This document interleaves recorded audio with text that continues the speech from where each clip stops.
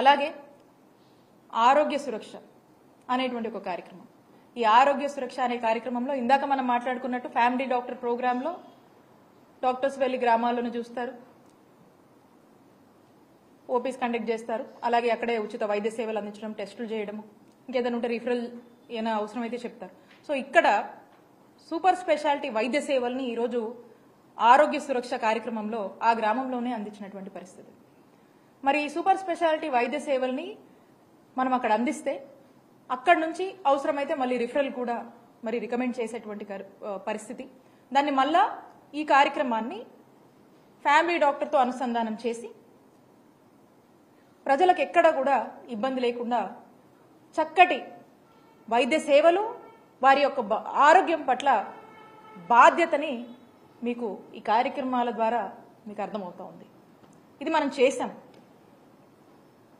మరి ఈ కార్యక్రమం మీద మీ స్టాండ్ ఏంటి? ఇది కంటిన్యూ చేస్తారా లేకపోతే ఏంటి అనే దాని మీద కూడా ఈ ప్రభుత్వం స్పష్టత ఇవ్వవలసిందిగా నేను రిక్వెస్ట్ చేస్తా ఉన్నాను. అలాగే ఇవన్నిటితో పాటు ప్రివెంటివ్ కేర్, క్యూరేటివ్ కేర్ దీన్ని స్ట్రెంగ్తెన్ చేస్తూ ఒక మంచి ఇన్ఫ్రాస్ట్రక్చర్ అనేది మనం ఏర్పాటు చేయాలి. ఉన్నటువంటి హాస్పిటల్స్ని రివ్యాంప్ చేస్తూ, నాడు నేడు అని చెప్పేసి ఉన్నటువంటి హాస్పిటల్స్ని రివ్యాంప్ చేస్తూ, కొత్త హాస్పిటల్ని తీసుకొస్తూ, అవసరమైన డెవలప్మెంట్స్ చేస్తూ, క్షేత్రస్థాయి నుంచి మనం చూసుకున్నట్టయితే వీటి ఎక్కడైనా అర్బన్ ఏరియాస్లో కావచ్చు, రూరల్ ఏరియాస్లో కావచ్చు, డిస్టిక్ లెవెల్ కావచ్చు, క్షేత్రస్థాయి నుంచి మనం తీసుకున్నటువంటి పిహెచ్సి కావచ్చు, సిహెచ్సిస్ కావచ్చు, ఏరియా హాస్పిటల్స్ కావచ్చు, డిస్టిక్ హాస్పిటల్స్ కావచ్చు, మెడికల్ కాలేజెస్ కావచ్చు. సో టోటల్గా ఇవన్నీ కూడా నాడు నేడులో భాగంగా 17,000 కోట్లతో నాడు నేడు ఖర్చు చేస్తూ ఇవన్నీ కూడా మనం డెవలప్ చేస్తున్నటువంటి పరిస్థితి. మరి ఈ నాడు నేడు మీద మీ స్టాండ్ ఏంటి? ఈ నాడు నేడులో భాగంగా మీరు డెవలప్ చేస్తారా లేకపోతే అప్పులు, బాకీలు, బకాయిలు అని చెప్పి సాకుతో దీని నుంచి కూడా మీ బాధ్యత నుంచి ఏమైనా వైదొలిగిపోతారా? సో మీ ప్రయారిటీస్ ఏంటి? మీ యాక్షన్ ప్లాన్ ఏంటి? ఇవన్నీ కంటిన్యూ అవుతాయా లేదా అనేటువంటి ఒక స్పష్టతని, మీ స్టాండ్ ఏంటి అనే దాని మీద నేను కూటమి ప్రభుత్వంలో ఉన్నటువంటి ముఖ్యమంత్రి చంద్రబాబు నాయుడు గారిని అలాగే ఈ మంత్రి గారిని కూడా సమాధానం చెప్పవలసిందిగా, ప్రజలకు స్పష్టత ఇవ్వవలసిందిగా నేను కోరుతా ఉన్నాను. మేము ఒక్కటే చెప్తా ఉన్నాను, ఈ కార్యక్రమాలన్నీ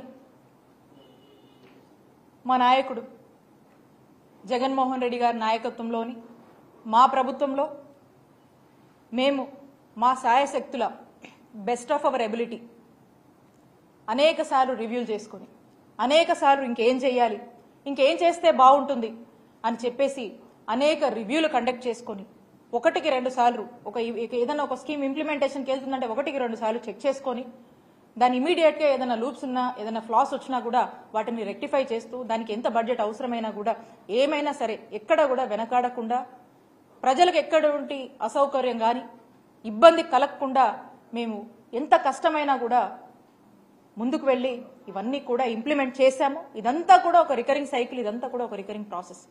సో కాబట్టి ప్రభుత్వంగా ఎప్పుడూ కూడా మా హయాంలో మేము ఎప్పుడు ఈ బాధ్యత నుంచి మేము ఎప్పుడూ కూడా ఇది మాదే ఈ బాధ్యత, ఇది మా టాపెస్ట్ ప్రయారిటీ, హెల్త్ మా టాపెస్ట్ ప్రయారిటీ, ఈ బాధ్యత మాది అని చెప్పి చాలా బాధ్యతగా భావించి మేమంతా కూడా చాలా బాధ్యతగా నడిపాము.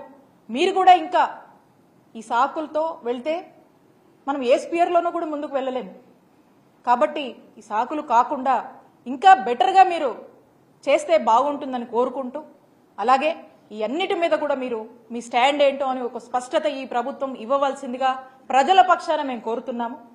మేము ఒకటే చెప్తా ఉన్నాము, మేము మా నాయకుడు వైఎస్ జగన్మోహన్ రెడ్డి గారి నాయకత్వంలోని మేమంతా కూడా ప్రజలకు ఏ అవసరం వచ్చినా, ఏ విషయంలో అండగా ఉండాలన్నా కూడా మేము అధికారంలో ఉన్నా, మేము అధికారంలో లేకపోయినా కానీ ప్రజలతోనే ఉంటాము, ప్రజల పక్షానే నిలబడతాము, ప్రజల కోసం పోరాడతామని చెప్పి తెలియజేసుకుంటూ సెలవు తీసుకుంటున్నాను. Thank you. మేడం, మీరు ఇన్ఫ్రాస్ట్రక్చర్ అనేది సరిగా ఏర్పాటు చేయకపోవడం వల్లే ఈ రోజు అడ్మిషన్స్ చేయడానికి ఎన్ఎంసీ పర్మిషన్ ఇవ్వలేదు అనేది మంత్రి గారు చెప్తా ఉన్నారు. అలాగే టీచింగ్ ఫ్యాకల్టీ కూడా తగినంతగా మెడికల్ కాలేజీలో లేవు కాబట్టి ఇప్పటికి అడ్మిషన్స్ విషయంలో అయితే మాత్రం ఎన్ఎంసీ పర్మిషన్ ఇచ్చే విధంగా లేదు అనేది మంత్రి గారు చెప్తా ఉన్నారు. దీని మీద మీరే అంటారు? నేను ఇందాక నా మాటల్లో కూడా మీకు స్పష్టంగా చెప్పాను. మేము కొంత ఈ మెడికల్ కాలేజ్ కోసము కొంత యాక్టివిటీ చేశాము. మా యాక్షన్ ప్లాన్లో భాగంగా ఏదైతే ఫేజ్ 2కు సంబంధించినటువంటి మెడికల్ కాలేజ్ ఉన్నా దానికి సంబంధించినటువంటి కొంత రిక్రూట్మెంట్ మేము ఉండగానే కంప్లీట్ చేశాము. కొంత ఇన్ఫ్రాస్ట్రక్చర్ మేము డెవలప్ చేశాము.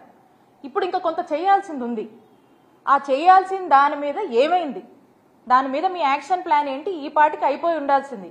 మరి దానికి గల కారణాలు ఏంటి, దాని మీద మీ స్టాండ్ ఏంటి, అసలు మెడికల్ కాలేజ్ మీద మీ స్టాండ్ ఏంటనే ఒక స్పష్టత ఇవ్వవలసిందిగా మేము కోరుతా ఉన్నాము. 0 వేకెన్సీ పాలసీ పెట్టుకుని దేశానికి ఆదర్శంగా రిక్రూట్మెంట్స్ చేసినటువంటి ఘనత జగనన్న ప్రభుత్వానికి దక్కింది. మిగతా స్టేట్స్ లో వాళ్ళు కూడా ఇంత పెద్ద ఎత్తున మీరు రిక్రూట్మెంట్స్ ఎలా చేశారు అని చెప్పి మన స్టేట్కి వచ్చి అందరూ కూడా కొన్ని టీమ్స్గా వచ్చి మమ్మల్ని కూడా కలిసి మరి చాలా మంది ఒక రీసెర్చ్ మాదిరిగా కూడా వచ్చి తెలుసుకొని పోయినటువంటి పరిస్థితి. ఒక పద్ధతి కాదు, 2 పద్ధతులు కాదు, దాదాపు 11 నుంచి 13 రకాలటువంటి మాడ్యూల్స్ ని మేము ఫిక్స్ చేసుకొని ఎంచుకొని రకరకాల మోడల్స్ లో మేమంతా కూడా ట్రై చేసి ఈ రిక్రూట్మెంట్స్ ని చాలా చక్కగా చాలా పెద్ద ఎత్తున కూడా ఈ రిక్రూట్మెంట్స్ చేసినటువంటి ఘనత జగనన్న ప్రభుత్వానికి దక్కిందని నేను గర్వంగా చెప్తాను. అండ్ మీరు అన్నట్టు మెడికల్ కాలేజ్ సంబంధించింది కూడా మేము ఆల్రెడీ చేశాము.